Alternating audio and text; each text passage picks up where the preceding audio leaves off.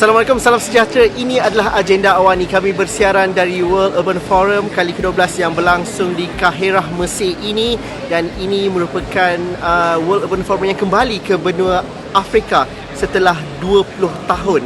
Tapi dalam aspek yang sama, kita ingin melihat bahawa ini di peringkat global. Tapi akhirnya bagaimana kita bawa pulang ke rumah, dan juga rumah juga menjadi salah satu tema yang paling utama dalam World Urban Forum kali ini.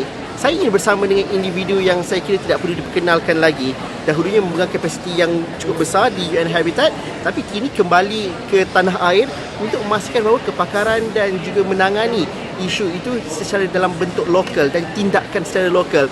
Datuk Bandar Kuala Lumpur, Datuk Seri Maimunah Muhammad Sharif bersama dengan kami. Terima kasih Datuk Seri. Sentiasa seronok berjumpa dengan Datuk Seri. Terima kasih Untuk mendapatkan pandangan dan juga feedback. Satu perkara ialah tidaklah kalau saya tak tanyakan soalan ini daripada individu yang pernah mengempalai ataupun mengetuai UN Habitat dan juga kini pulang ke tanah air. Sudah pasti ekspektasi berbeza, tapi dalam masa sama, bagaimana agenda-agenda yang nampak macam global di peringkat dunia ini sebenarnya relevan dan juga perlu diterjemahkan kepada tindakan lokal. Dan itu juga yang menjadi tunjang kepada tema WOOF kali ini, Datuk Seri. Terima kasih Asrowani Francis Cik Zul. Yes, saya kalau lihat dari segi latar belakang saya bermula di Pulau Pinang. Lepas tu ada peluang pergi ke sebagai menjawat Under Secretary General UN Habitat, Executive Director selama 6 tahun dan kembali ke Kuala Lumpur sebagai Datuk Bandar Kuala Lumpur. Itu ekspektasi warga Malaysia atau warga kota tu. Saya daripada bawah pergi ke global dan balik pada lokal. Ini adalah merupakan satu, saya bertuah. Saya rasa saya diberikan satu penghormatan dan juga pengalaman dan juga knowledge dari segi global dan juga lokal. Berbalik pada soalan Zul tadi, di mana saya selalu melihat kepada orang kata think global, act local. Saya selalu menyatakan think local, act global, learn global and apply local. Semua kena buat. Semua kena buat. Ini saatnya, why it act local? Why is it resonate dengan apa yang tema pada ni? It start at home. Think local, meaning that kita perlu tahu apakah isu-isu yang melanda, yang kita alami di peringkat lokal. Contoh di sini di Kuala Lumpur. Apakah isu-isu yang melanda Kuala Lumpur? Kita kena tahu isu dia, challenges dia, cabaran dia dan apakah yang kita nak cari bila kita datang ke peringkat global. So, think local. Act global, datang ke World Urban Forum. Kita ada satu platform yang di mana multi stakeholders. Kita ada private sector, kita ada institusi, kita ada local government yang lain. Kita mempelajari apakah yang perlu kita pelajari, bukan hanya dari segi kebaikan, juga kita punya, kenapa kita juga share kita punya problem, challenges di sini. Apabila kita mendapat sesuatu yang kita pelajari, bukan hanya dari segi projek, tapi dari knowledge, kita bawa balik ke Kuala Lumpur Industries, kita laksanakan. That's why kalau kita lihat tema tu, start at home. Maksud home di sini adalah global home, reduce kepada regional home, reduce pada country home, reduce pada city home, reduce kepada community home, and reduce kepada our home, and reduce kepada individu. Itulah intipati start at home, where the local action for community and sustainable urbanization. Inilah yang kita nampak bahawa walaupun kita banyak, contohnya di Kuala Lumpur, di Malaysia, banyak polisi-polisi, banyak strategi-strategi, tapi bagaimana kita translate, menterjemahkan polisi dan strategi itu kepada tindakan-tindakan yang kita nak laksanakan di rumah, di Kuala Lumpur contohnya, dan mendapat impact yang positif untuk kita meningkatkan kualiti hidup bandar orang yang, in this case, Bandaraya Kuala Lumpur. Kalau kita melihat pada struktur pemikiran yang begitu, daripada global home sehinggalah rumah kita itu sendiri, kita tidak untuk bertanyakan soalan mengenai banjir di Kuala Lumpur. Itu kalau Datuk Bandar Kuala Lumpur, banjir kilat itu yang berlaku. Tapi Datuk Seri katakan juga, banjir itu masalah alam, masalah infrastruktur, tetapi masalah juga sampah yang dibawa di Sungai Kelang itu, plastiknya banyak. Jadi itu melihat kepada merentas peringkat Datuk Seri, bagaimana itu mampu diterjemahkan, kerana masyarakat hari ini faham. Dia cerita, oh banjir is a global warming. Kuala Lumpur memang dah panas banding dulu. Kalau hujan lebat tu banding kawasan lain, Kuala Lumpur paling lebat. Tapi action daripada masyarakat itu bagaimana kalau dapat kita terapkan itu, Datuk Seri? Saya memang melihat kepada apabila banjir ada dua. Oh, hujan lebat melebihi certain milimeter dan berlakunya banjir, ataupun ini adalah banjir ini adalah disebabkan DBKL tidak menjalankan peranan dia. Tapi pada saya tadi start at home, start pada individu. Apabila banjir pertama di Kuala Lumpur, saya pada hari kelima saya di Kuala Lumpur menjadi Datuk Bandar, banjir pertama, saya melihat daripada pejabat saya boleh nampak Sungai Kelang di pertemuan di Masjid Jamek. Saya bertanya, apa yang warna-warna kuning, warna merah tu? Datuk Seri, itu sampah. Saya melihat kepada sampah ni tak ada tangan, sampah tak ada kaki, sampah tak ada sayap, tapi kenapa dia boleh dalam sungai?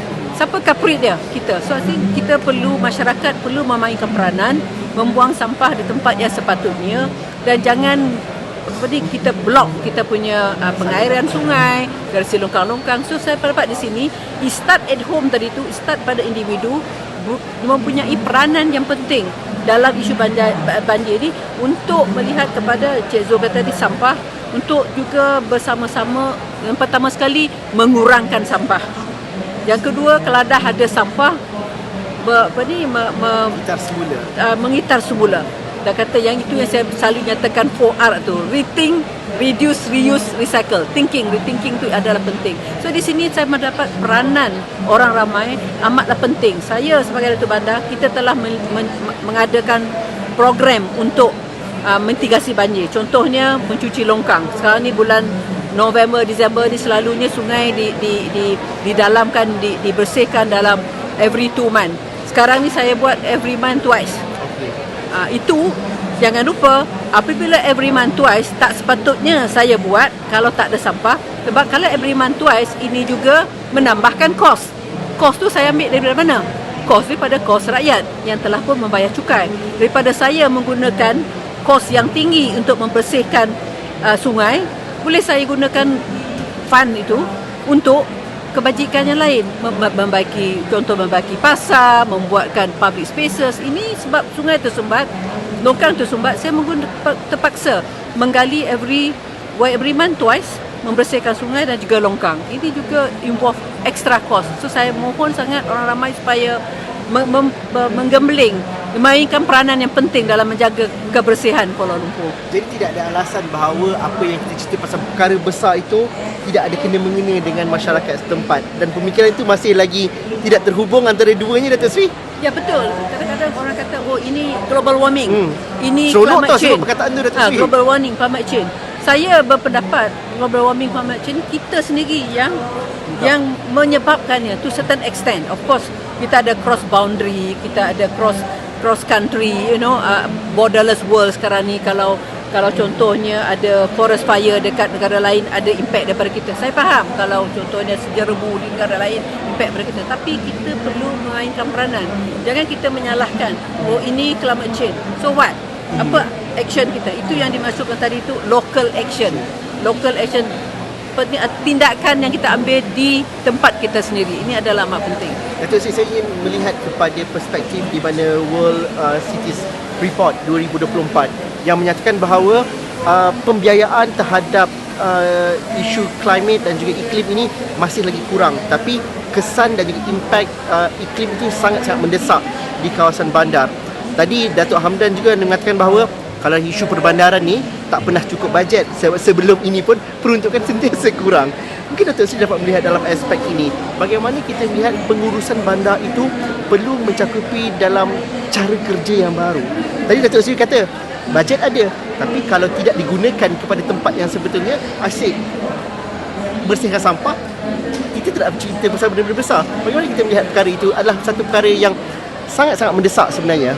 That's why saya sampai ke UN Habitat pun, dan juga di Kuala Lumpur sebagai Datuk Bandar pun, saya melihat kepada governance. Governance tu adalah penting. Tata kelola, kalau bahasa dia tata kelola tu penting. Di mana kadang-kadang finance tu ada, keuangan tu ada. Bagaimana kita menggunakan keuangan itu dengan cara yang lebih bermanfaat. Dia kata contohnya kalau satu projek mestilah projek yang berkualiti, kontraktor yang berkualiti, tidak ada EOT, tidak ada VO dan sebagainya, itu untuk mendapat satu projek yang ataupun kualiti kerja yang bagus.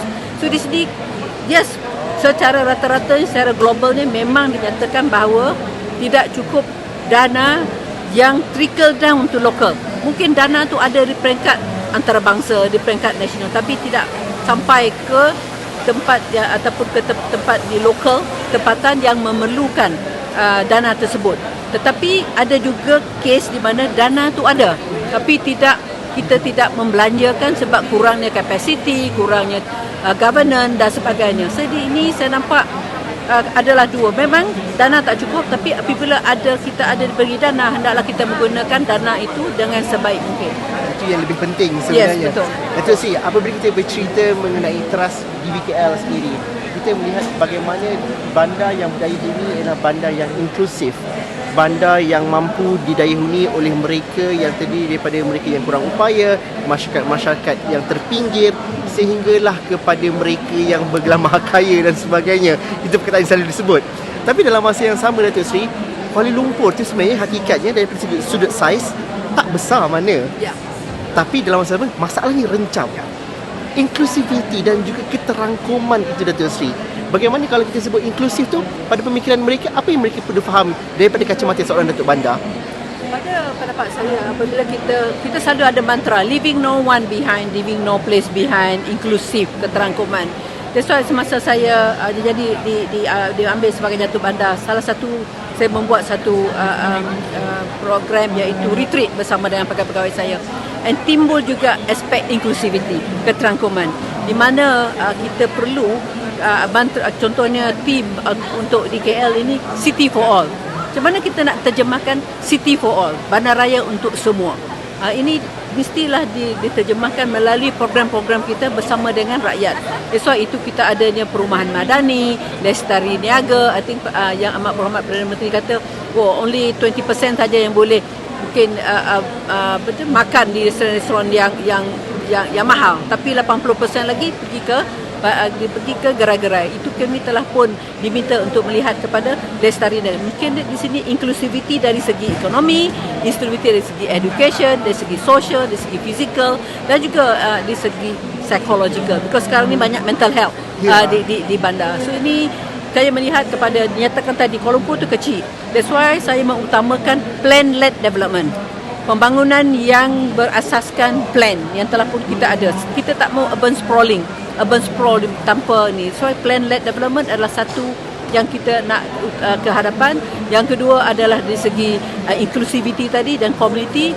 Yang ketiga adalah governance. Yang keempat adalah communication. Why communication? Di PKL banyak membuat kerja-kerja yang bagus. Kita tidak communicate dengan ni. Saya minta berterima kasih pada Astro Awani yang sentiasa menyokong saya dan juga menyokong sekarang ni saya sebagai Datuk Bandar. Kita ingin mengketengahkan, mengkomunikasikan kerja-kerja yang baik. Hanya satu tanah Jerlus, habis semua kita punya kerja-kerja yang bagus. So, di sini komunikasi juga salah satu yang saya ingin menengahkan di dalam semasa saya diberi mandat sebagai Datuk Bandar.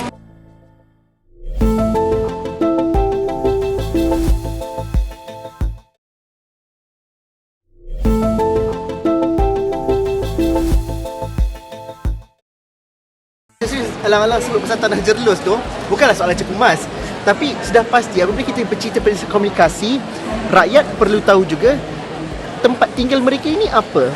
Kuala Lumpur contohnya, kalau tak ada tanah Jerlus di Masjid Jamik tempoh hari, mungkin ramai yang tidak mengetahui ataupun mungkin memberikan fakta yang salah pasal batu kapur dan sebagainya. Bagaimana ini perlu juga jadi satu perkara yang juga menjadi pemangkin kepada masyarakat, kerana masyarakat perlu dididik dan juga ada pengetahuan yang betul tentang bandar mereka, Datuk Sri. Inilah pada pendapat saya tanah Jerlus ni menjadi contohnya hari ke-6 saya sebagai Datuk Bandar tanah Jerlus, hari ke-5 banjir, hari ke-6 tanah Jerlus. So bulan pertama saya di DBKL perlu melihat kepada kejadian ini.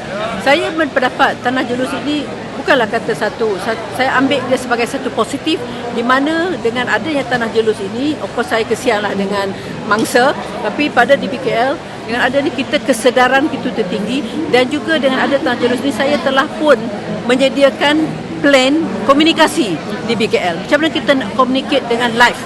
Every 2 hours, every 1 hour kita menyediakan plan komunikasi.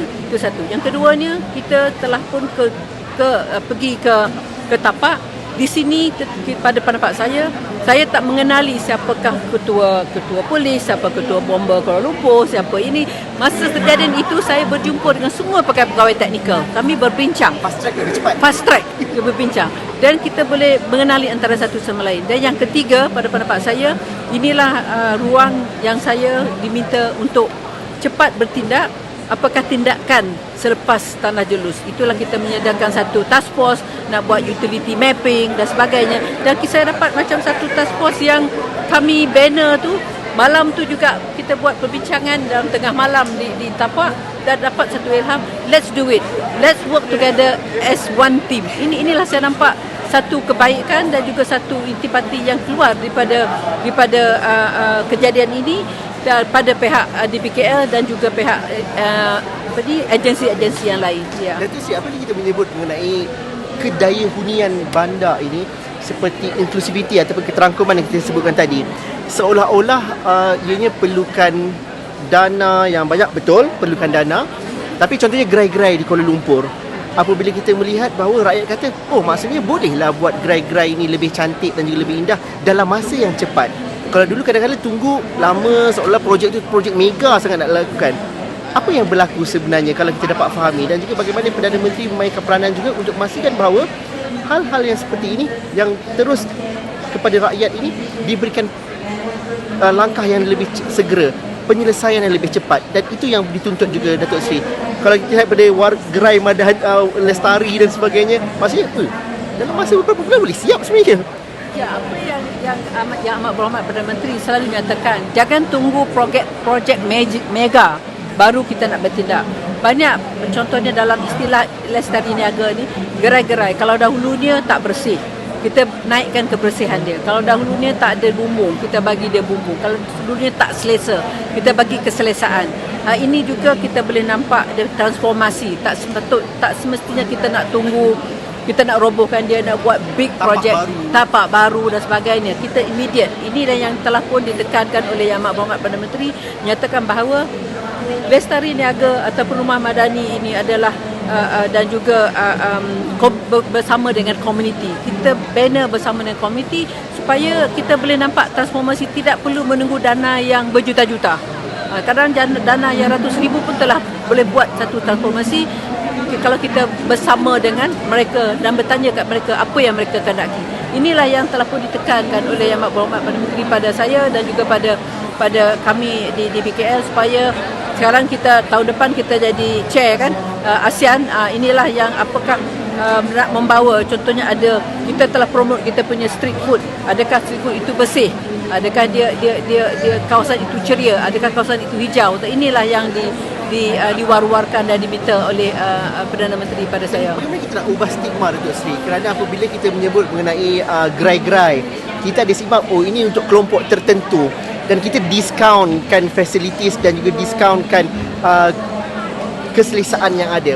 Walhal kalau perkara itu memberikan makanan yang terbaik, tempat yang selesa, tak kiralah maha kaya atau maha miskin, semua boleh berkumpul di satu tempat. Bagaimana kita nak ubah tu, Datuk Seri? Dan itu yang sedang dilakukan Ministeri Lestari Niaga dan sebagainya. Satu perkara saya rasa, mungkin Cik Zul pun setuju dengan saya, kalau makanan itu sedap, bersih, dekat corok mana pun orang akan pergi. Itu yang kita buat sekarang selalu. Itu kita buat kan. Dia mestilah, ini juga pihak kerajaan, pihak DPKL boleh memberikan transformasi to a certain extent. Tetapi peniaga perlu juga menyahut suruhan ini. Contohnya, kalau kita dah bagi dia meja, kerusi, jaga elok. Dan kalau kita mesti jaga kebersihan.